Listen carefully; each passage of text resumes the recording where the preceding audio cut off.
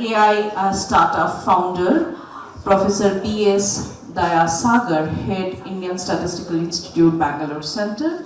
So I would request the moderator and the panelists to join us on the dais.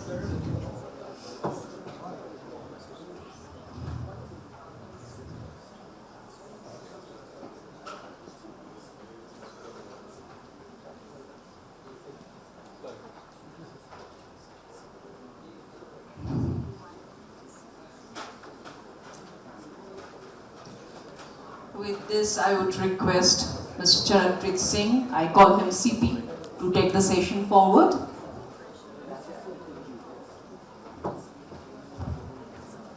Thank you, Angana, and good afternoon, everyone. So this is, I'm surrounded by very accomplished people, yeah. So I'll start this session with a question. You know, what is common to companies like Google, Yahoo, Cisco, HP, Sun Microsystems, to name a few?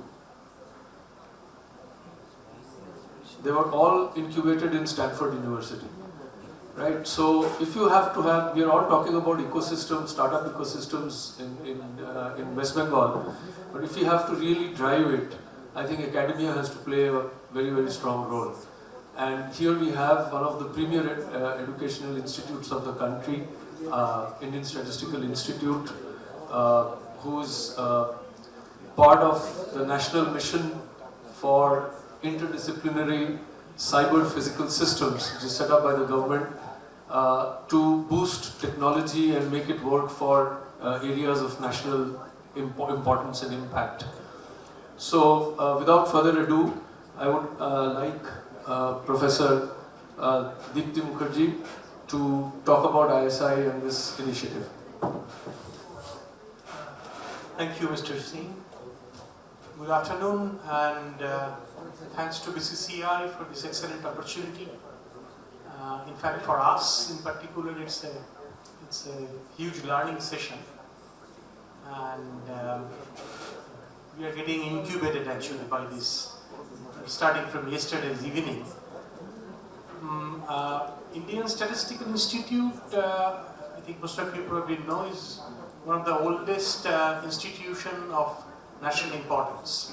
Even though by Act it is 1959, the institute is incorporated in 1931 with an excellent budget of rupees 250 by a person who was doing tripos in Cambridge, wanted to go back for PhD but could not go because of the First World War.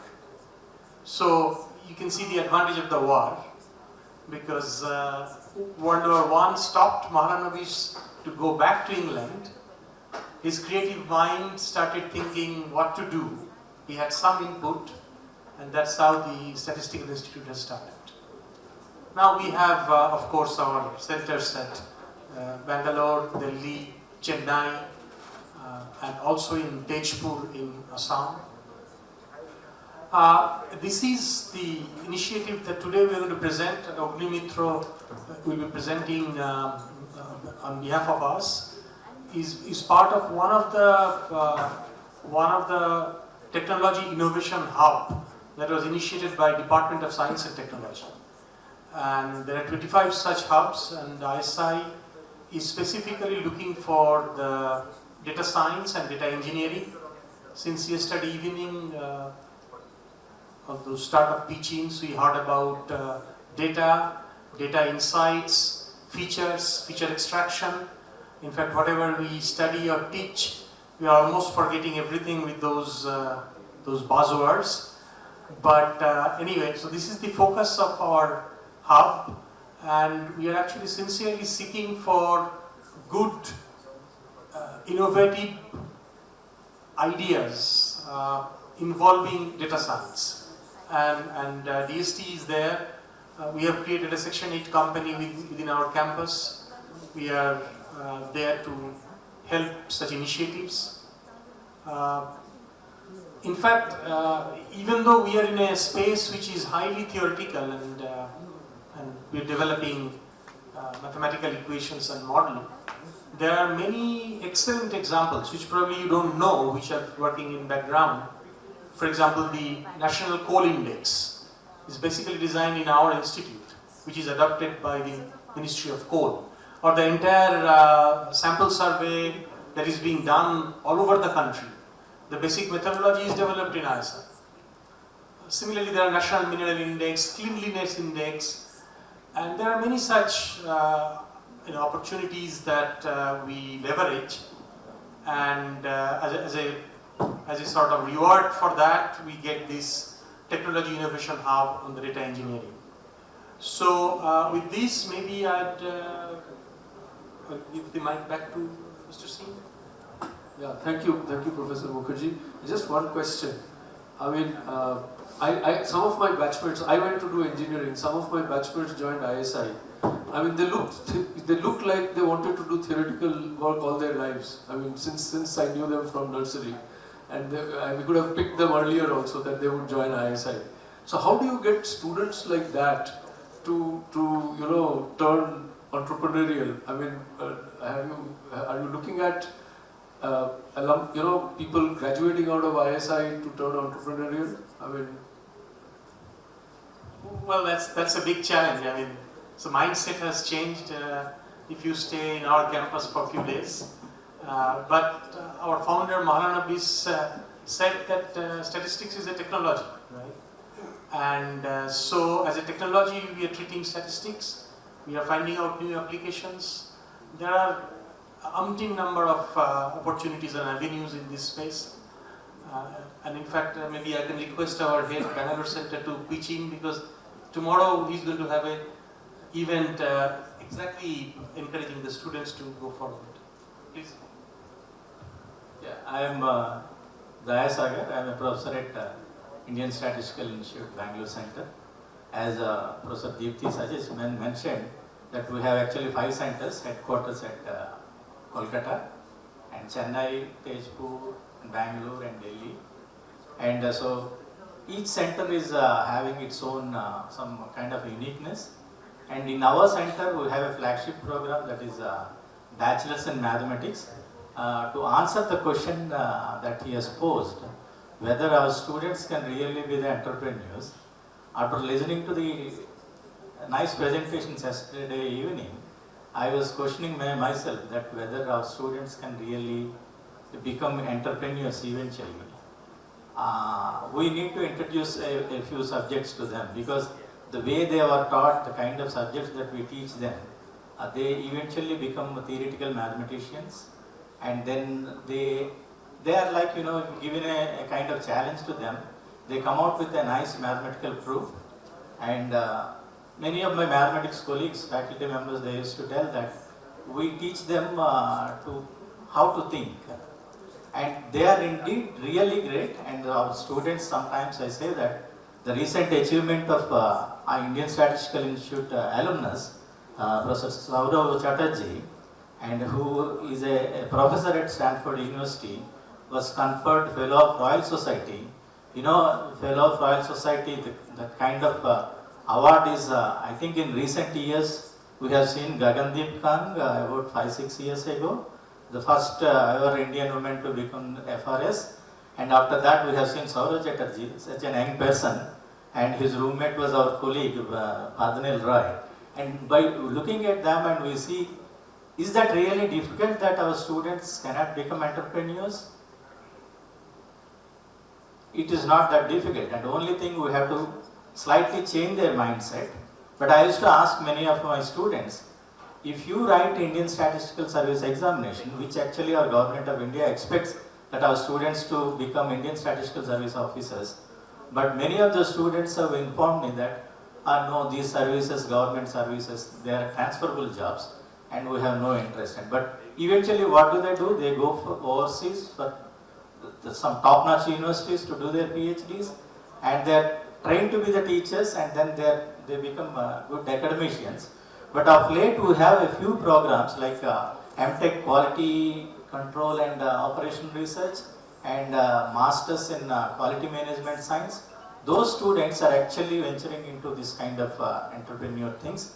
But we have to, as Professor Deepthi mentioned, that we have a program tomorrow, and so we called all our alumni and then who have been working in different industries in Bangalore, and some 40 of them are coming tomorrow. And so one is to actually also to promote our technology innovation hub. It has significant amount of money which has come from ICP as a national mission, and we also want to see whether there are any takers to go with a kind of new startups. So I hope I have answered that to the extent possible. Yeah, Thank you. Thank you. And now I will ask Ogni, as we call him, because he's taught at Praxis as well. He will make a presentation on IDEAS, the company that has been founded by ISI to take this forward. Okay. Yeah. Thank you, Charpreet, and good afternoon once again, everyone. That crowd is thinning out, but this is the only second PowerPoint presentation today.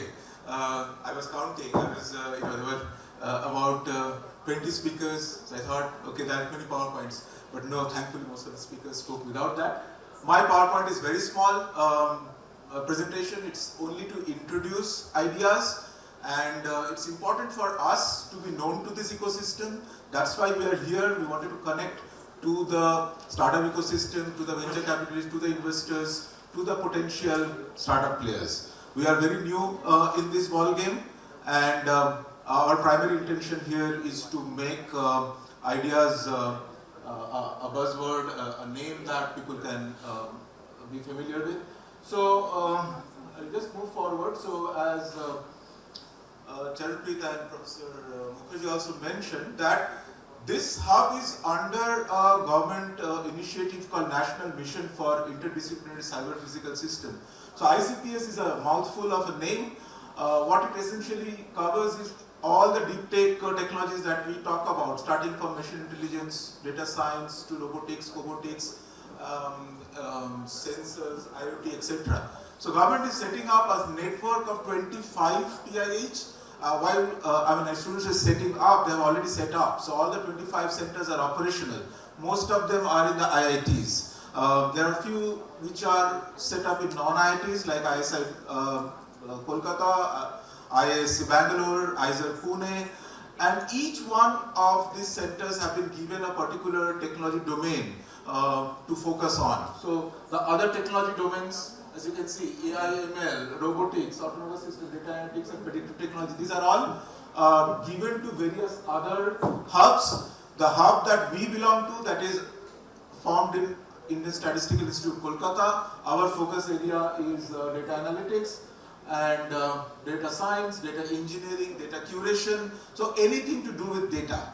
So IDEAS is an acronym, but it is essentially the name of the hub that we have set up under ISI. So that's the green round one is our logo. I know it was not visible in the display boards, but that's the logo that we use together with our ISI logo. It's a separate section in company, as Professor mentioned. What is our vision? To do translational research. So far all the education institutions, as you know, 90% of them focus on paper publications, right? The research that they do not get translated into a product or an idea or a solution or an asset, right? Which can actually make India self-sufficient in technology development. That's the whole mission all about, to make India self-reliant on some of these technologies and not to rely on technologies that are being imported into India. So we do a lot of translational research in this area. We develop and deliver multidisciplinary products. And when I say we are a very small team, so it will be delivered with the help of all the collaborators, which are essentially the researchers, the industry, the startups, and our own team. So together we collaborate and deliver many of these solutions. One of the main mandates to us is to incubate and nurture startups in data science and cyber-physical systems. So we are actively looking for startups, and that's one of the reasons why we are here. And finally, the skill development. Being an education institution, government wants these education institutions to take ICPS seriously and make the skill development right from the ground level. So many of the other centers are doing skill development right from the school level onwards. I'll go a little fast because my friend here, Ritu Broto, has a hard stop, and I want to to share his experience first. So it was started in March 2021 and now in July 23, so a little over a year. What we have done so far, so we have ongoing 14 projects. I know the number is not a huge lot, but when you see the projects, you'll see the kind of projects that we are doing are really top notch. We have only 2 startup incubatees so far. Our aim is to make it at least 15 by in the next 3 months. Okay. We have international collaboration, 8 international collaborations. We have done many workshops in data science area and over 800 plus participants. Right now we are screening through 200 plus proposals that we have received from all over India. So although we are based out of Kolkata, our domain of work is actually pan-India. And in fact beyond India. We can collaborate with other universities and develop indigenous technology. The key is that if we are funding that research, the patent for that, the intellectual capital should reside in India. And that's the objective. We already have the total outlay for this program only for TIH Kolkata is about 100 crores. In fact, each hub has received a grant of almost close to 100 crores or a little more or less than that. However, I would say that many of them have not been able to utilize that, and specifically our hub, we have not been able to utilize that. We have utilized probably about 5 crores so far. So we have a lot in our kitty. We can really use this fund to support the deserving startups. And we have started our second cohort call for startup, which has been launched this month. And as I said, by this end of this month, we want to shortlist at least 30 startups, and from there we want to select at least 10 to 15. This is what I was talking about, the technologies that we are developing, all the 14 research projects, translational research projects. Some are related to the area of healthcare. For example, I know the text is rather small. I don't want to read out through all of them, but many of them are in the health tech area, few of them are in the agro-tech area, few of them are related to government data analysis and analytics. We have projects going on for vehicular traffic control, so machine learning and computer vision related projects. So various gamut, we have IoT based systems. So multiple different technology, because all these technologies at the end of the day, it's about data. It's about how well you can analyze, process and predict based on this data. So in terms of the breadth and the industry verticals, we are open to any, but it has to be broadly related to the area of data engineering, data analytics, big data analytics, data science. Okay, so that's the kind of projects. Now, since this whole session was about lab to market. Okay. Just one second. Can we listen to him and then, because this will take time. I think I will just stop at this slide. Yes. And I will have Rito to explain this TRL. So what is a TRL? TRL is the technology readiness level. And if you are funded by any of the DST programs, they will ask you which TRL your product is. So this is the actual roadmap that has been defined. This was defined quite a long back by NASA, and now it has been adopted world over. So TRL 1 means it is still in the basic concept at the lab level. TRL 9 is the highest level when the product is ready and launched in the market. And in between, the 9 steps actually take you from the lab to the market. So I will hand it over to Rito Broto, who is a successful startup entrepreneur in this area of data science and technology, to say how they converted their idea from lab to market. Hi, I hope I'm audible. My name is Rito Broto Bhaumik. I go by the name Rito, and thanks to BCCI and ISI for this wonderful opportunity to interact with my home state, and hopefully I can give some good ideas for entrepreneurship. In terms of the lab to market, basically, I had a startup called Indra Labs. It was in the computer vision space. So it was an AI startup. AI, as you know, AI is a vast canvas. We were focusing on the computer vision. Initially when we started, we actually developed a product on face recognition. And, but then what we realized is that became too commoditized with especially the Chinese companies. They were kind of coming up with the face recognition devices and all that. And then and then we also got an opportunity in startup Chile. Chile government actually funds a startup to the tune of about $50,000, which is a small money, but for a startup that's still a lot of money. Only thing is, the founder, one of the founders, at least have to be based out of Chile for a year. So in fact, we got a follow-on funding as well. So I was 1.5 years in Chile, and that was a very interesting experience, in the sense that not only the startup, but in terms of my first exposure to Latin America, my first experience in living in a non-English speaking country. And of course, they speak in Spanish, and I was even in the supermarket, I used to roam around with Google Lens, trying to translate the labels and understand what it means. But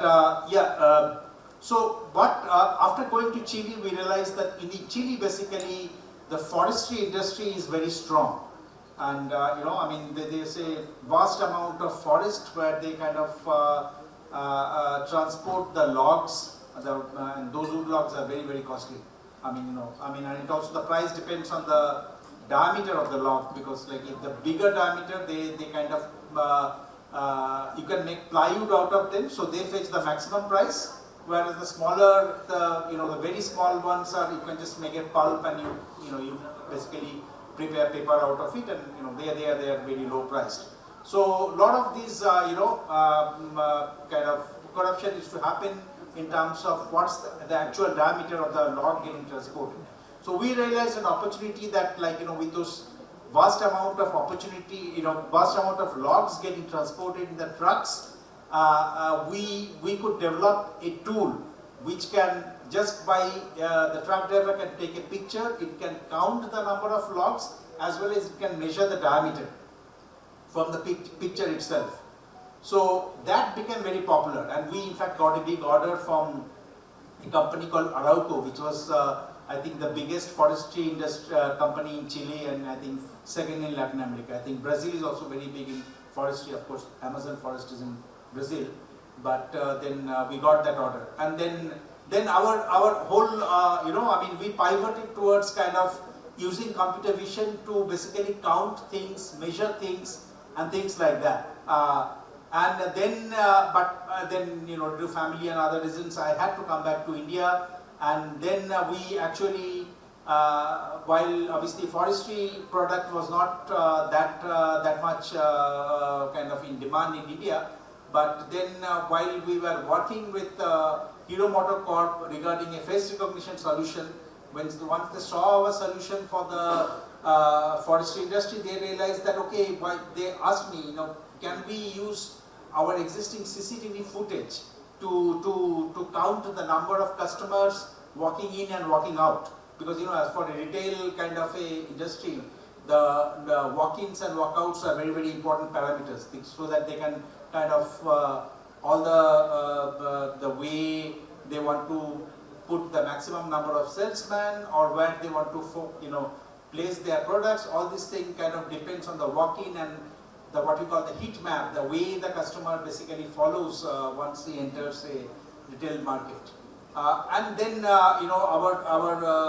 we developed a solution whereby existing CCTV footages we can use to count the walk-ins and walk-outs. We also brought out various innovations, like for example, obviously the staff also used to go walk in and walk out. So we were, with the CCTV footage, we can recognize the staff uniform, so we used to subtract the staff walk-ins and staff walk-outs, so that you get an exact count of customer walk-ins and customer walk-outs. And if there is a group, for example, a family entering, then we used to count them as one, because typically we used to measure the distance between them. If you are two strangers walking in, you definitely would not be that close, right? But if you are friends or family, you typically will be entering as a closed group.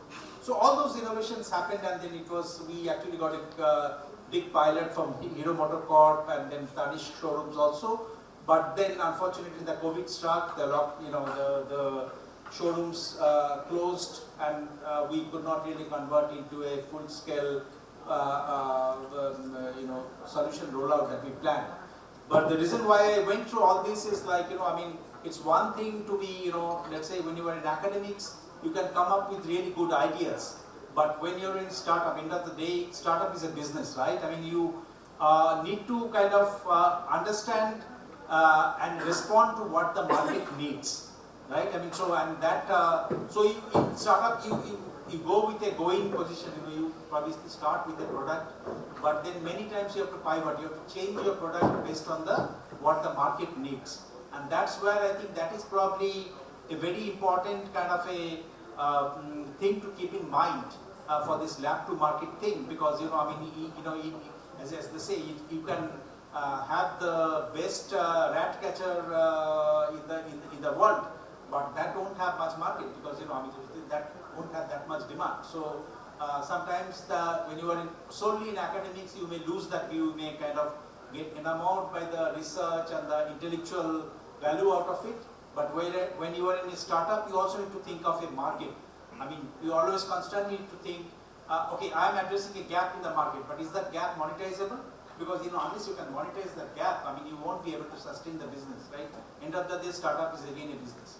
So I think that's the perspective I experienced, and I would want to kind of if there are any budding entrepreneurs here, I would like them to be kind of very aware of. I mean, if change is the only constant, as the cliche goes, but in startup probably it's like you almost have to change every day. I mean, because you don't have anything set. Corporates at least have a set market maybe for next 2 months. In startup, like things change in the next day. So you have to be sort of on your feet to respond to that change.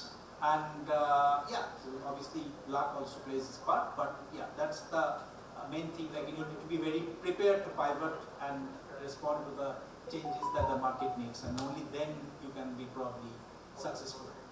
Yeah, thanks Ritu, thanks for those inputs, and I think it's exactly 4, yeah, so you have to stop at 4.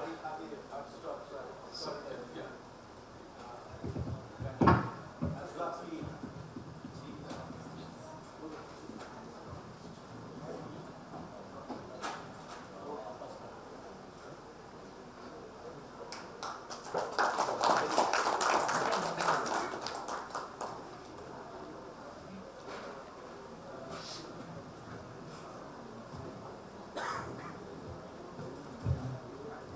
Right, so Obri, can you continue with your presentation? Yeah.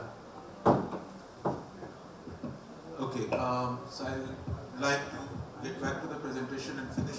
So we are discussing about this TRLs, technology readiness levels, and as I said, if you are getting funded by any government programs, any government funding, DST, NITI Aayog, etc., they would ask for the TRL levels. So yes, the TRL has to be matched with the market, with the customer, with the demand, and at the same time, the technology has to mature from the lab level to the deployment level, because between the lab prototype and the prototype that works in the market, there could be a big gap. The data, yesterday we heard a lot of pitches by the budding startups. So my request to them is to think about the scalability. What works for 100 customers will not work for 1 million customers. You may have to completely change and revamp your architecture. Okay, and those were some of the learnings that we had in some of the earlier work that we did in terms of lab to market conversions. So I will just move forward because it's not a theoretical discussion. So it's about promoting. Yes, I am shamelessly promoting IDEAS-TIH because that's what I'm paid for, and that's what we want. We want to attract. So we have 4 programs. Although, as I said, we have research, we have skill development, but here I'm here to talk about our startup funding programs. So we have 4 initiatives under that, and these are all the terminologies are coined by government. These are pretty standard ones. But unfortunately, many students in our colleges are not aware of these schemes, right? And I know that there are many students who, in their 3rd year, final year, want to become an entrepreneur, and probably are not aware of what are the incentives and the schemes that are available. So first one is Prayas, aimed at young entrepreneurs.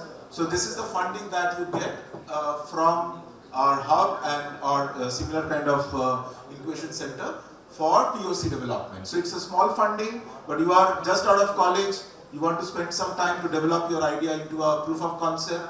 This is for you, you can apply for that. You need not have a registered startup to get Prayas funding.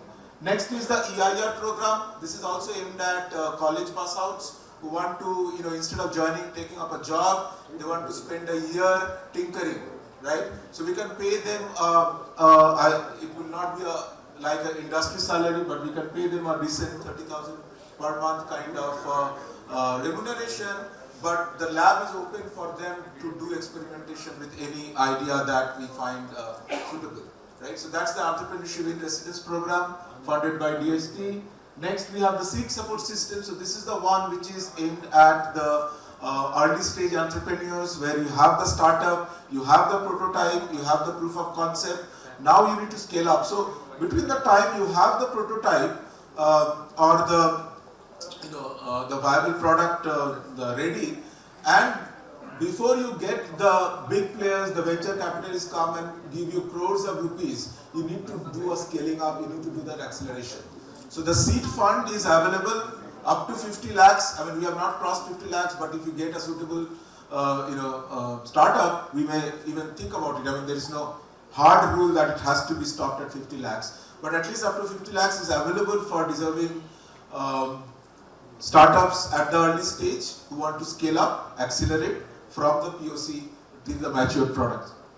So that's the seed support system. And finally, the whole incubation center is also there. We have the space, we have infrastructure, we have the support system, we have our network of mentors. We are developing our network of mentors, and that's one of the reasons why I wanted to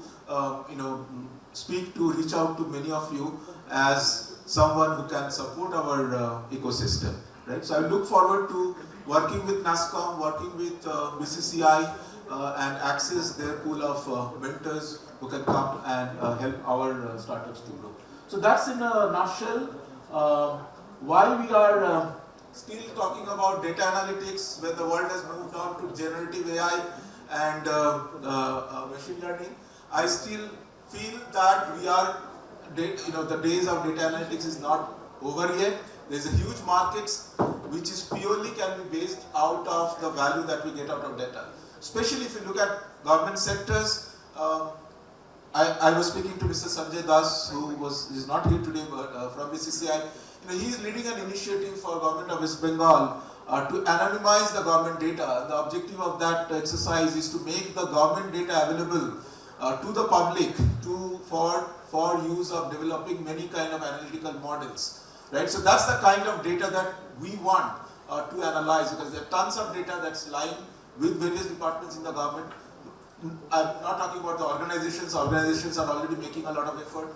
Probably in the government sector they're not. So even the global big data analytics market has a huge growth potential from now onwards.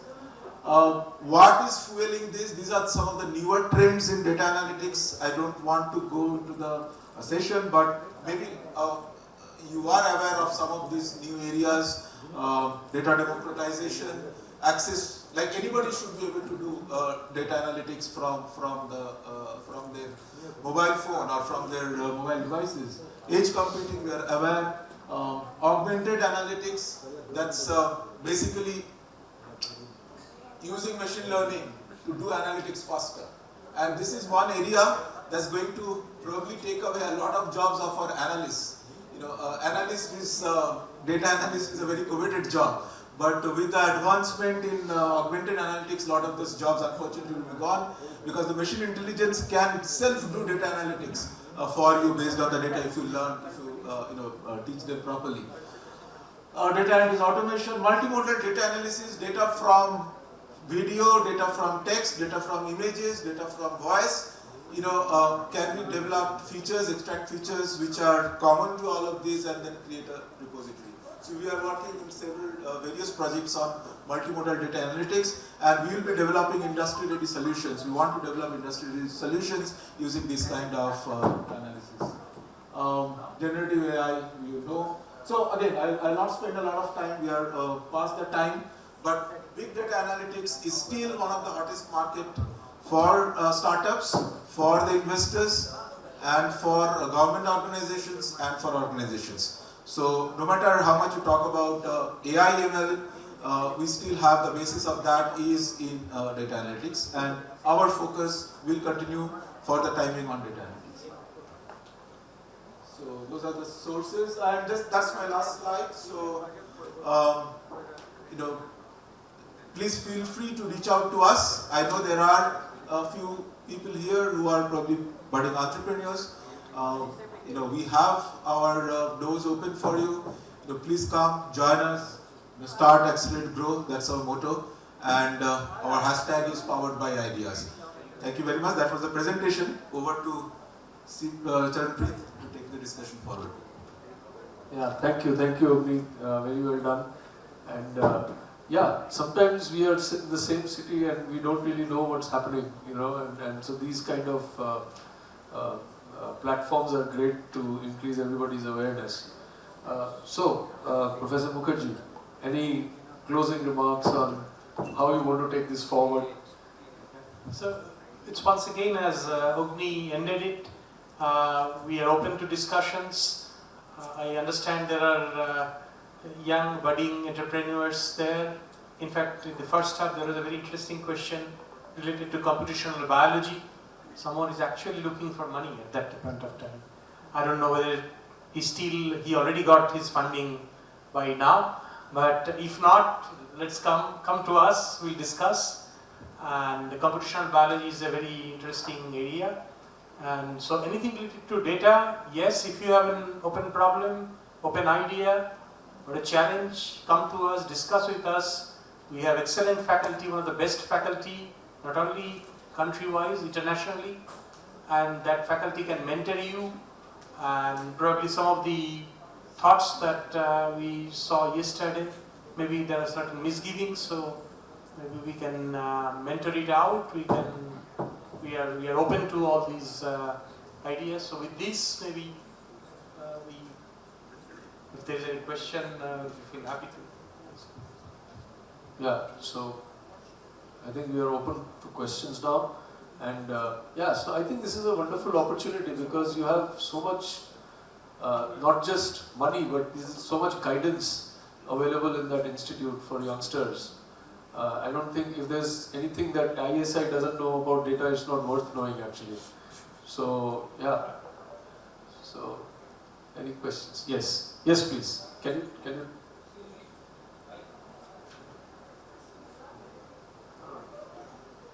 So it's gentleman over there.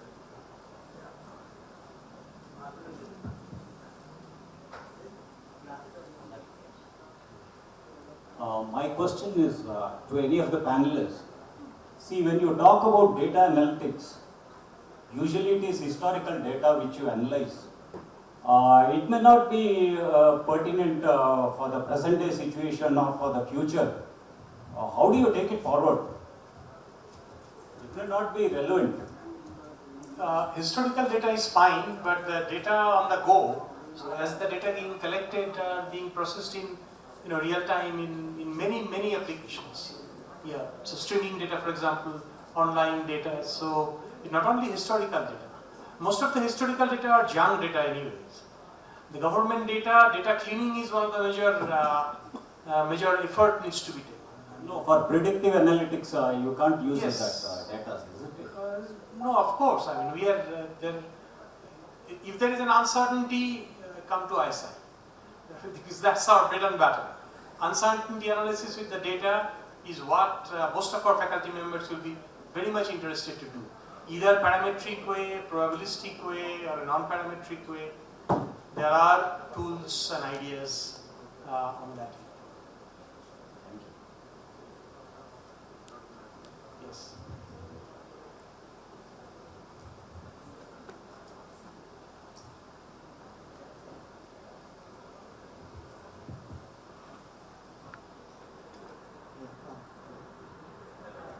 Hello.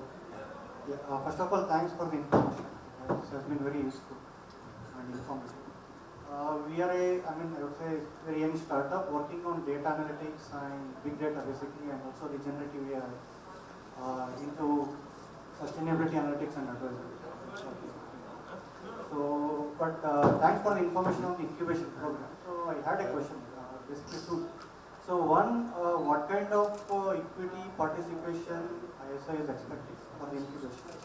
Two, the incubation is only in the Kolkata campus or in Bangalore also is possible?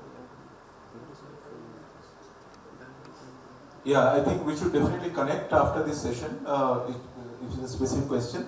So first I'll answer the second question. We have both virtual incubation as well as on-site incubation. So if it's a virtual incubator, they can be anywhere, right? So it need not be in ISI Kolkata campus.